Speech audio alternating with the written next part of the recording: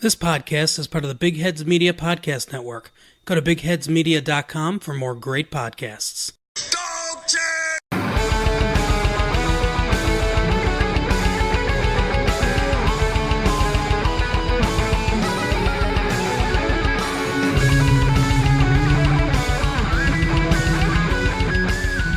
Greetings, Dogpound Nation. Welcome to the Two Green Browns podcast, now part of the Big Heads Media Podcast Network, with myself, John Cahill, and a good friend and fellow Irish Browns fan, Neil Dunworth. Neil, not a great start to the day. No, I'm glad you didn't ask me how I was feeling. I know. I specifically didn't ask you how you were feeling. Yeah. So this podcast is going to need the expletive banner, I think, in it, because not safe for work. I'm a kind of guy that I'll bite my tongue and I'll bite my tongue and I'll bite my tongue and everything. And anybody who knows me knows that I go on rants and stuff like that, but I don't tend to get very angry. But oh no. Yeah, disappointing game last night, Neil. Disappointing result, disappointing all-around performance. It would be one way to put at it. So what I think we'll do for today's show is we'll have a chat about the offense, we'll have a chat about the defense, blah blah blah, and then at the end we'll try and round it all up and put where we are with our feelings. Can we talk about special teams first? Can we talk about special teams first, then take a pause for our podcast ad from Big Heads Media Podcast Network, and then, maybe compose ourselves, because I don't want to have to try and get myself back up to talk about special teams. Okay, right, fair enough. Yeah, we'll go with special teams first. Nothing to report, Neil. Two guys were brilliant. Austin Seibert looks like, I know he hasn't kicked anything from a massive distance in this game, but whenever the ball was snapped to him, like you look at Adam Vinatieri, and I tweeted out, and yes, I know that like the laces weren't out, and it was a very Ace Ventura moment whereby the laces were staring him straight in the face, but he nearly hit the corner flag with his shot, and that's difficult to see for someone who's so star-studded, I suppose, with his career that he's had. Austin Seibert has been very good. Jamie Gillen was immense again in the punt game. I know he didn't have too many punts, but he was immense in the punt game, and he had a barreler of a tackle as well. Yeah, he came right at him like a second center in a rugby match, and he wasn't afraid to lower his shoulder. And maybe he could teach a couple of our defenders, especially some safeties who like to commit their who basically like to threaten people. You could teach them how to tackle with their shoulder and to wrap around, as opposed to cry that they've got a broken hand. Yeah, it was an interesting game last night for a friend of the show, Aaron Perez from the Putt Factory. So I must have a chat to Aaron. He was there. I saw a picture of him with Jamie Gillen and with Jamie's jersey. Yeah. Yeah, he was there collecting jerseys off Kobe Waldman and Jamie Gillen last night. But yeah, I think Jamie did well on the punt front. I still don't understand why we have Tavier Thomas running the ball out to the 23-yard line with the potential of coughing it up. I don't understand that someone who knows special teams or who knows the odds or something of what happens here needs to explain this to me. It doesn't work for me. I did higher level maths. For anybody who's there, I did maths at a higher level in Ireland, here in our educational system, and I did, like, you don't need that. And I can't figure it out. There's no equation I could possibly think up. I'm sure PFF will have no possible equation, or there's no principle with regards to this, or what did I see there recently? An Elisarian grade or something like that for quarterbacks. Anyway, there's no probability grade that you will think that you'll be able to come up with that says starting at 23 yards is better than starting at 25 yards. Okay, it's basic maths, right? If you go into a shop and it costs $25, and you say I'll give you $23, they're not going to give you what you want, so you're not going to get what you want. It's exactly the same. If you want a decent drive, those 2 yards could be the difference. Hey, listen. We go back to situations there with 3rd and 1 and stuff like this, and you're maybe a yard outside the red zone, or a yard outside field goal. This stuff is simple. It shouldn't be done. Jabril Peppers did it last year as well. He was running the ball out because he had this fallacy of macho-ness or something like that, thinking that he was going to win the game on his own. It was 53 players on the team for a reason, And if you're Tavier Thomas and you're being told to run the ball out, what you got to do is be insubordinate, because somebody here needs to stand up and realize that shit is hitting the fan. And even if it's from special teams and running out the ball, you got to do it. Like, yeah, I suppose. And on just to put a bow on the special teams from last night, I flexed Austin Seibert in all my fantasy leagues last night. So that actually worked out pretty well for me on a fantasy football front. So look, fair play to Austin Seibert, good game. Fair play to Jamie Gilliland. Overall in special teams, look, we're doing well in special teams in general front. There's a huge upswing from last year, but look, it's not where our issues lie. Look, we'll take a quick break from our media partners in Big Heads Media, and on our return, we'll try and clear the phlegm out of our throats and have a reasonable, balanced, logical conversation about what went down last night. If you're like me, then every Saturday in the fall is the best day of the week for you. There's nothing like waking up, turning on the TV, and getting ready for a whole day of college football action. Whether you're watching from the stadium or from the couch that day, there's still nothing like the excitement that builds as you wait for your favorite team to take the field. The problem, though, is that for most, this excitement only comes on Saturdays. Here at the Flagship Football Show, we think every day should be College Football Saturday. That's why the Flagship team works all week to bring you the best recaps, previews, interviews, topics, and discussions on all things Ole Miss football. Tune in every Wednesday for our new episode on Apple, Spotify, Stitcher, and SoundCloud, and follow us on Twitter at Flagship FB Show and on Facebook at The Flagship Football Show to keep up with all our coverage. And remember to stay with us every single Wednesday all year as we bring you everything you need to know about the Flagship University in Mississippi on the Flagship Football Show. Very welcome back after that little break. So now we're going to get to the offense. Where to start, Neil? Where to start? I'm going to start in the positive. Baker, while he threw a couple of balls high and stuff like that, and at times I thought, Jesus, maybe this could get ugly for Baker. Baker, I thought, rounded off his game playing very well. He had a decent quarterback rating. He had a 65% completion percentage. These are the things we wanted to see from him. It was an average game. You know, it was like a middle of the pack game from a quarterback, but it's what we need from him to right the ship. He's had 2 good games in a row, one against New England and now this against the Broncos. And that's kind of where it ends. I think, you know, OBJ kind of made plays happen that he had no right to. And that's the first, maybe really the second time we've seen this. We're going to be in trouble at tight end, big style, for the rest of the year until Njoku comes back. Ricky Seals-Jones, he didn't return, knee injury. Doesn't look, well, I don't know how it looks for him, but, you know, it was a helmet to the knee. They don't usually turn out very well. Stephen Carson came in. They had a play drawn up for him. I'm not quite sure what that one was about. He seemed to play okay. He was industrious. He dropped the ball, really. I think on that one play he was targeted on. Yeah, and it's like he was industrious when he came in and stuff like that, but he's still undersized. You know, he's an oversized receiver, undersized tight end. I think we'll be hitting any free agents. There'll be guys in practicing this week, I'd imagine. Yeah, it's like especially at tight end. Yeah, like an area that was really kind of suspect anyway to start the game. It's now getting worse. The one thing I will say, obviously, look, everyone's going to talk about red zone efficiency, and it's just not there. It's absolute dog shit at the moment, and it's like it's just not there. In the red zone, if we can't pass it, if Demetrius Harris isn't open, it's all out flagrancy, and it's like, oh my God, I don't know what's going to happen here. And this is down to 2 reasons in my view. I tweeted quite a few times during the game that when we get into the red zone, we inevitably find our way to third down.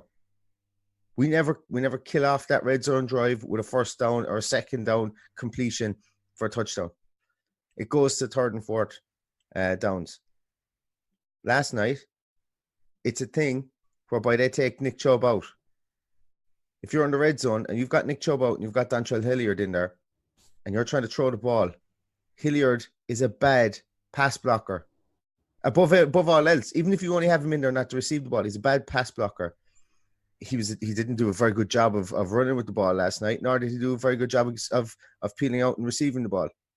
You know, that to me was infuriating. I was still up for Freddie an awful lot, and this is kind of really infuriating. You've got a 4th and 1, and you're going for it, and you put in the QB sneak. Now that's fine. I don't really mind the QB sneak, but why put your QB in there when you've got Nick Chubb? You know, he get 1 yard. This is the thing. It's so infuriating. 3rd down, running back. Who will I pick? Will I pick this guy who probably won't get another touch for the rest of the season after next week because Kareem Hunt is going to be back? Or will I get Nick Chubb, who is all-worldly, you know, and will at least push the pile? It's so frustrating. You know, that is really frustrating. And also what it looks at is like, you know, well, we're not going to run it because we're not going to give it to Hilliard on a 3rd down in the red zone. And we, like, I could, every time, it just looks like ball gets snapped. Baker looks around, looks for either Odell or Jarvis, never both of them, and then goes directly over the middle to Demetrius Harris near the goalposts, and that's the play. That's all the play is. I haven't seen one fade to the back of the end zone in the corners. I haven't seen any kind of, for all our amazing kind of, for all these end rounds and stuff like that I never want to see again until this team starts winning. You know, we never see anything there whereby somebody peels out. Watching the Houston and Jacksonville game, what we were seeing an awful lot was that, especially for Houston, their tight end was coming around as if he was pulling on a block to get to the left-hand side, and all he was doing was shedding that block and was like 6 yards of space. We're not even doing that. And don't tell me our tight ends can't do that. Our tight ends shouldn't be streaking down the field. This red zone efficiency and red zone offense is just, there's no rhyme or reason to it. There's no pattern to it. It's a case of, well, Baker, just see who's open. Hopefully something will come good for you. And it's not fair on him. It's just bad play calling throughout. It's bad. Like, it's just bad. So looking at the offense last night, a couple of things struck me. On a positive note, Nick Chubb made huge effort. Nick Chubb's effort cannot be faulted. Nick Chubb made a huge effort on every play that he put his hands on the ball last night. But still, what that resulted in was only 65 yards of offense out of rushing out of Nick Chubb. As you have already said, Neil, Baker played an acceptable game, like not middle of the road. Do you know what I mean? Like he got 273 yards of offense, 27 completed passes out of 42. Not terrible. But this is where the positives end for me, to be honest. Last night, like, one of the worrying things I see from Mayfield is this: whatever the problem with passing the ball to Odell Beckham is, I have no idea. I have no idea why he doesn't feel comfortable throwing the ball to Beckham. 6 targets and 5 receptions for Odell last night for 87 yards, and Landry was targeted more than twice more, 13 for 51 yards. Odell Beckham. I understand the theory that he draws coverage and, you know, blah, blah, blah. I understand that.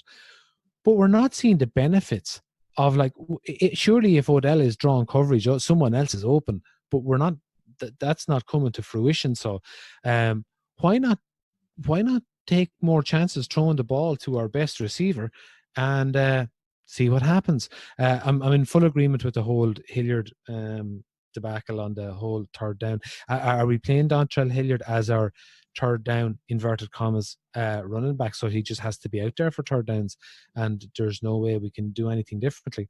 I don't know. The tight end situation is also now a huge concern. Ricky Seals-Jones is injured badly by the looks of it from that play. We'll have to wait and see what comes out of that. I don't know who they have on practice squad at the moment other than Carlson. Now we're not sure with Carlson up from the practice squad, so we're looking at going to have to deep dive into someone else's practice squad to see what the hell is going on. Yeah, we're going to go rob someone from somewhere. But again, another thing to look at yesterday was, like, from our offense, the Denver defense, Johnson, Simmons, and Harris, Wolf, all contributing up front there. They telegraphed a lot of our run play, and this comes down to play calling, and and line play, to be fair. Like Taylor got caught with his pants down a few times yesterday. Now first full game and all that, so understandable. Like, but O-line didn't cover themselves in glory, and it looked to me like the Denver defense were able to telegraph. And I think, I can't remember which one the Denver defenders, it might have been Simmons, was interviewed. Whoever got Chubb on our last play, basically Simmons, basically said put all his chips on Chubb because he knew Baker wasn't going to throw the ball. You know, we've heard this in after game interviews as well, whereby the team knows what we're doing because we're coming out in the same sets and trying to run different plays. Run the same play from a different set at least, because you're not like when someone comes out in the same set, they're going, right, so we just go cover 2 again here and we'll see what the story is. Like, running from different sets, it's not that difficult. The two of us are sitting here in Ireland with no experience of playing the game. Like, why is this so fucking different? Excuse me, Neil. Have you ever thrown a pass? In practice, yes, but throw it back to the quarterback so that he can. Oh, actually, we actually had to hand the ball back to the quarterback because he was so precious. Because we weren't even allowed to snap it. No, we actually had to hand the ball back to him so that he didn't break his fingers or anything like that. Yeah. But anyhow, no, I know what you mean. Yeah, it really is, like, you know, it's blatantly obvious to people who don't have experience playing the game at a high level, or, you know, and it's disappointing. It's very disappointing. What we've seen from this offense last night, I have to say, was very disappointing. Like, it's stunted. It's dour. It's not moving. And you know what, John, as well, it's not a case as if, we spent a lot of time getting the ball back because they ate the ball. We had 78 bloody plays. We had 78 offensive plays. To their 45, we had the ball almost a full quarter longer than them. It's not as if we were starved of the ball and starved of opportunity. You had 78 plays to their 45. It's it's mind-numbing how many of those must have been for loss or for no gain. The main story of this game, it isn't that that Mr. Allen had a sensational debut and blew us out of the water. It really was the story of their defense getting it done against our offense, and Allen basically being efficient with the balls that he had to play and making big plays and us not tackling them. Like, really is the story of the game in a nutshell. But Neil, have you anything else to add on offense there before we move on to the defense? Yeah, I do. I hope there's something different. That's what I hope. That's what I want to add to the offense, is there's something different. Because, I want this team to win. I'm going over next week. I'm traveling 5,500 kilometers to go see this team next week, and I don't want to medal for it or anything like that. I want to go because I want to experience the game day and everything like that. And I think they will win next week, because I think they will win every game they go out to play.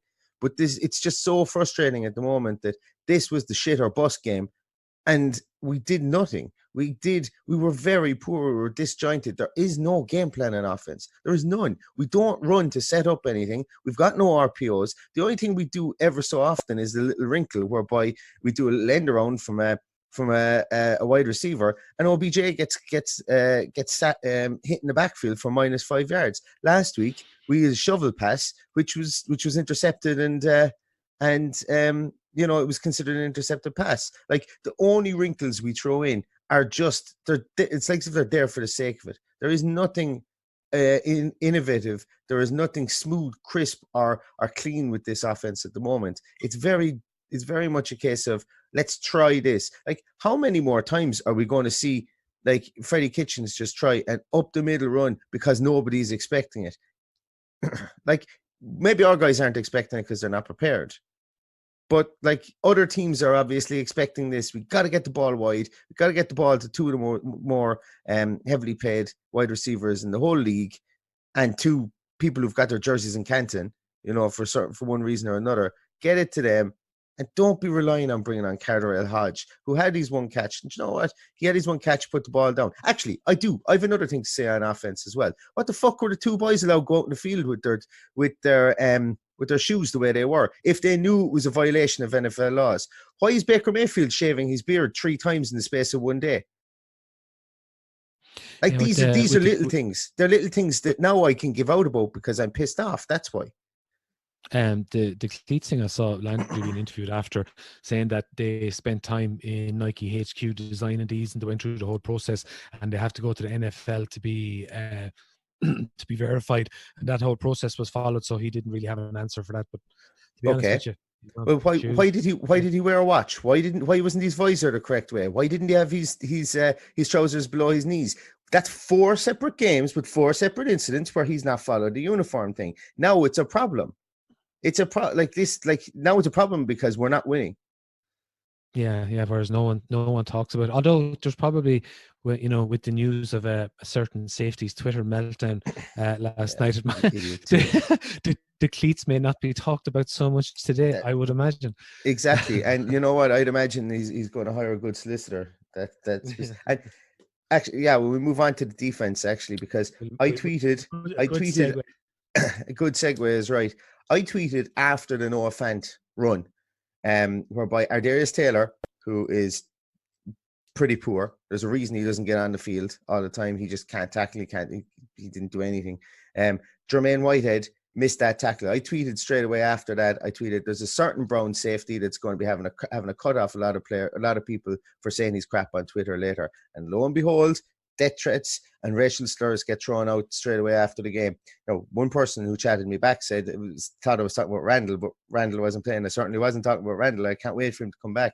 But Jermaine Whitehead has formed for this. He's done it to a couple of people we've had on the show previously. And look, you live by the sword, you die by the sword. He's now made like threats to numerous people, and the Browns say it's unacceptable. I don't expect him to be anywhere near Berea on his return. And that's it. Best of luck to him. And that's and the sort of the whole pity of it there as well, Neil, is that this is what we have to talk about this morning, and this is what the national media is going to be focused on this morning. And after Baker's thing with Grossi last week, whereby most Browns fans understand the context there, that context isn't getting transferred on national media. Even last night, listening to the coverage of the game, they really had no point of reference for what had gone on there, other than the fact that that's just Baker throwing the ties out of pram, But look, let's have a look at it. Let's have a look and see if we find our positive in the defense there. Mac Wilson had a good second half, to be fair. He didn't have a great first half. Him with five tackles and a sack.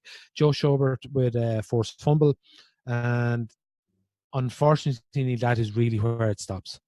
That is really where it stops. Denzel Ward was beaten by the better man for that touchdown. That was a great grab by Cortland Sutton. Great throw from Brandon Allen. He was beat and a taller man extending and playing to the catching that ball to a very high quality. Like Cortland Sutton, went for that ball and got it. So I don't so much have an issue with that. I don't know, would Greedy have got to it? I don't know. But in saying that, our defense, the tackling just wasn't there. My God. Fant just walked through them for that touchdown. It was the easiest. It was and you know what? It's actually when you're talking about being frustrated or when you're talking about being angry, those are the kind of plays that make you want to get up and kick the television. It's really frustrating. It's incredibly frustrating. Another thing to keep an eye out there on defense. Vernon seems to have picked up an injury that he was in agony on the sideline there. I didn't really see what happened to him, but we'll have to see what happens wouldn't it just be our luck that our other situational pass rusher that we thought might have got more minutes is just been traded away, and then the guy that we put all our eggs in our basket for, Olivia Vernon, is now down with I don't know whatever he's down with. Wouldn't it just be our luck? Oh, praise the Lord, we're going to have Chad Thomas in there. Yeah, I was just going to say healthy doses of Chad Thomas in the coming weeks. But you look at guys like Darius Taylor, Jermaine Whitehead last poor, night. Very, very poor. It's like Darius Taylor forgot how to play football, and Jermaine Whitehead apparently has a broken hand. Don't play. From what he's been tweeting out. Don't play. but Who are even you in saying that, benefiting if you have a broken hand and you go out in the field and you try and play? Who are you benefiting? You're not going to get your extra contracts. You're going to have games like today. He didn't have a successful tackle in the whole game. Like, who are you benefiting? Why are the coaching staff allowing these people on? Maybe he's trying to kill them too if they didn't I let don't him like play. with the broken hand thing. I don't know, like if it stops you hitting people harder or something. I don't know. Broken hand, if it's going to be stopping you from tackling people, what benefit do you have being on the field? Come on, it's basic. It's very basic. If you have a broken leg and if you break 4 toes and you can still run because you're dosed up to the eyeballs and painkillers, but you're only going to be able to hobble around the field, would you let OBJ out there like that? I know people say, "Oh, wrap a club in it and he'll be fine." Guys, it's just silly, absolutely silly. Yeah, no, as I said, the production really wasn't there on defense last night, and it left what was, and let's just call it what it is, really, like an average team, or a little bit less than average team, like really did a job on us. Like Philip Lindsay, like and Freeman had 15 yards. Freeman rushed for 15 yards. Lindsay had these couple of chunk plays there. To be fair, he got away a couple of times, and Noah Fant had 115 yards, 115 yards and 4 receptions. Yep. You know, and Sutton was kept in check, barring the touchdown. Sutton was kept in check mostly the whole game. Like, and that was again more of a testament, I think, to, you know, their offense not being great. Like not like we didn't stop them. Like, you know, it wasn't exactly a stellar performance from our defense. You know, looking at the stat, the box scores and stuff like that. Like, we're used to looking at the scores and saying, and this isn't saying that Joe Schobert had a poor game, but we're used to looking at these scores and saying, you know, Joe Schobert up there with 8, 9, 10 tackles, and you know, he's had some games where he's had superb amount of tackles. He had 4 tackles, 4 of them were solo yesterday, and I'm not saying he's the problem, but like, the highest tackler on our team yesterday was 5 tackles, Mac Wilson, and like, this is a complete reversal of form of what we've seen from this team previously, whereby we're a high, like, I'm not going to say that we're good at tackling, because we aren't, we haven't been this season, but we've had players who've gotten in and gotten the tackles at some stage. But today we didn't, like, we just didn't have people getting tackles in. Maybe that's because they ran some few offensive plays, but I don't know.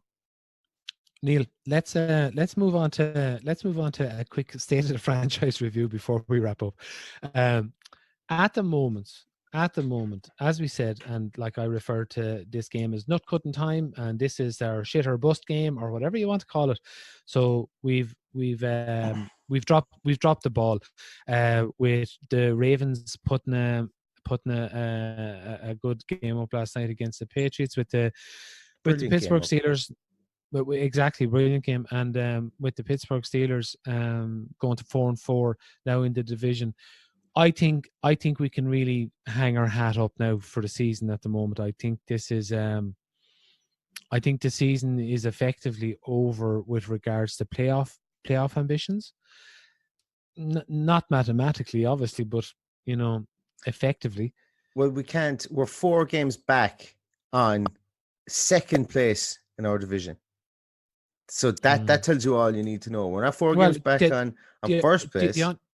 The only thing about that, Neil, is the fact that we have the Steelers twice. So beating the Steelers twice, we're not going to, like, winning all the rest of the like we did last night. We're not going to beat the Steelers twice. I know, Neil. I know, and this is the problem now, that the confidence is gone. The fans' confidence in this team winning more games is gone.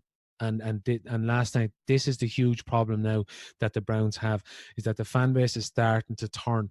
But like, this is going to be, there's a lot of conversations going on, and really, to be honest, in previous weeks I've stayed away from the Freddie and Baker conversations and all that. In my eyes, Baker is safe with the Cleveland Browns for another season or two, or another coach or two, because it's there. You know what I mean? Like, Baker Mayfield is a good enough quarterback to win with. You know, he has shown it that he's good enough to win with. The problems really lie in this organization, when the coaching and who's hiring the coaching staff. John Dorsey actually has a problem at the moment, and it's something I've been a little bit blind to the last few weeks. and it's that old thing. It's the old proverb of, you know, if you owe the bank $1,000, you have a problem. If you owe the bank $1 million, they have a problem. And that's kind of where it's swinging around to for John Dorsey at the moment.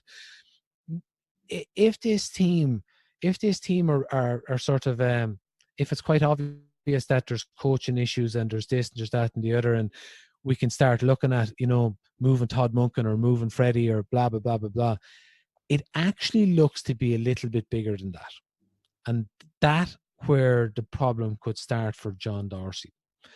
What do you feel on that, Neil?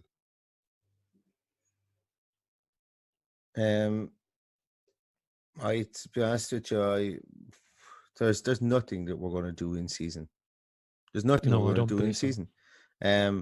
Like, we are a failing team, and well, that game shows that we have not learned anything.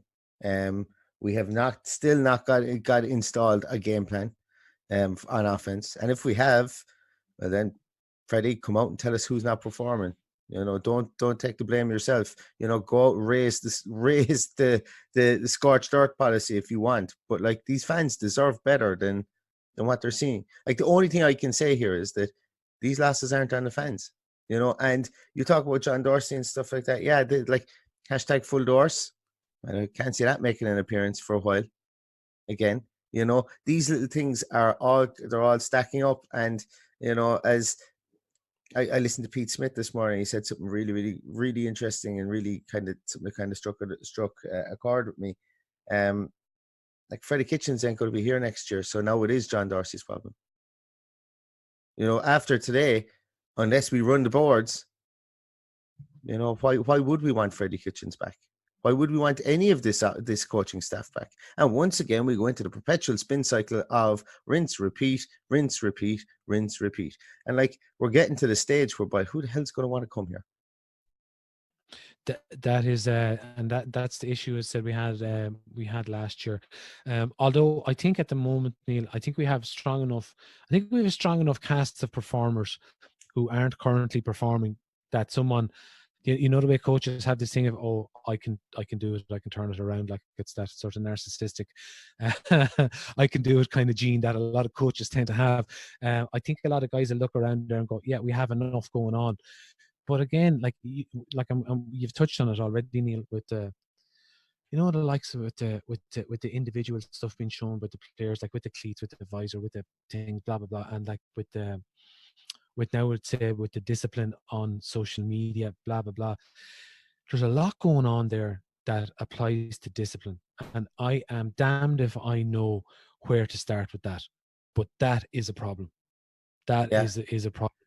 And like, I'm not even going to cut it at OBJ when I said that there. I'm not even going to cut it Baker. Oh no, I understand. I understand. These are all the things. These are all little things that like that Barstool and TMZ and all these trash outlets are going to pick up on it. And then what happens is you become a parody of yourself. And this team doesn't need to be a parody of the parody that it's become already over the last couple of years. You know, so like, it's these little things that, like, you sit people down and go, Baker, why the fuck did you need to shave a handlebar mustache in for this game? It's only a small thing, but he did it to get a photograph. And it's like, did you really need to wear Joker shoes tonight, OBJ? Like, can we do this if we're in the playoffs? Can we do this as a kind of a treat to you guys when you need it?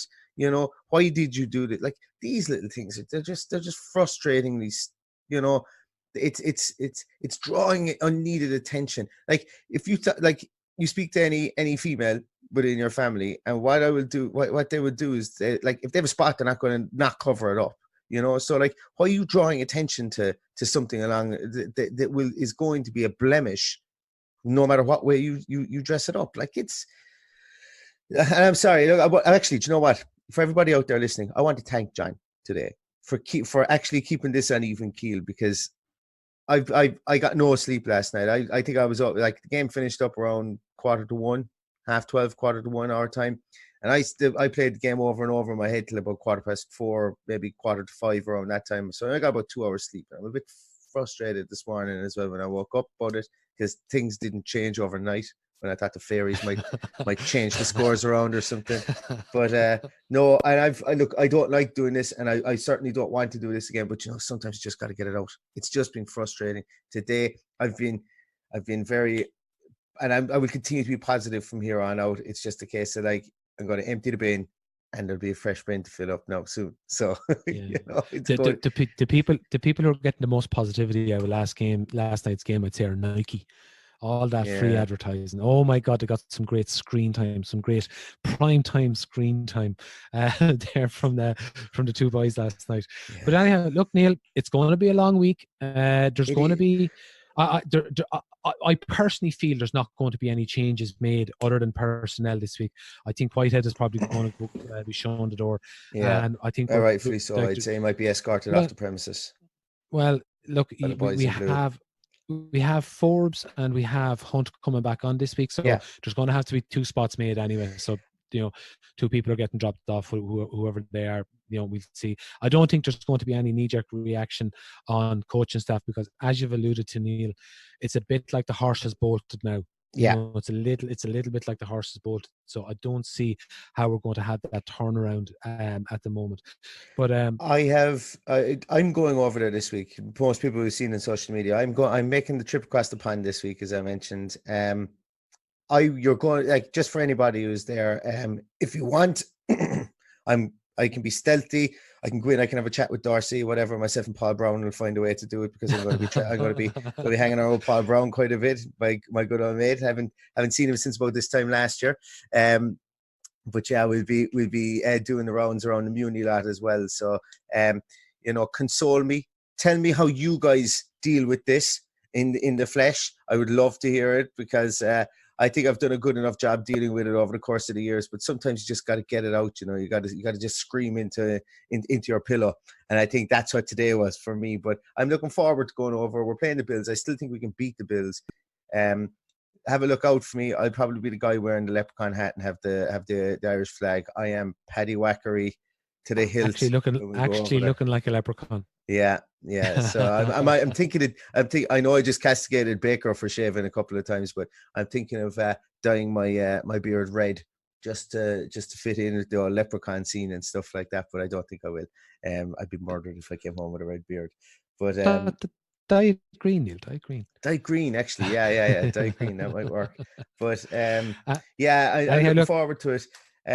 And have a look around. You never know. You might see the Two Green Browns podcast pop up in places that you may not expect to see when you're in Cleveland. You might just be sitting down and have a burger next to you. You might see it somewhere. So just you might see the flag. Well, no, you'll see the flag, but you might have a little subconscious reminder hanging around the place when you're in Cleveland, maybe for a couple of weeks or weeks to come afterwards. But yeah, we'll just leave that one float out there for a while. Yeah, right. That'll do for today's show. Thanks very much for listening, everyone. Please pass on the pod to your friends by retweeting, and if you can rate and review, that'll really help us out. Follow us on Twitter, myself at JohnCahill_IRL and Neil at 2 Green Browns. And until next time, please go Brownies.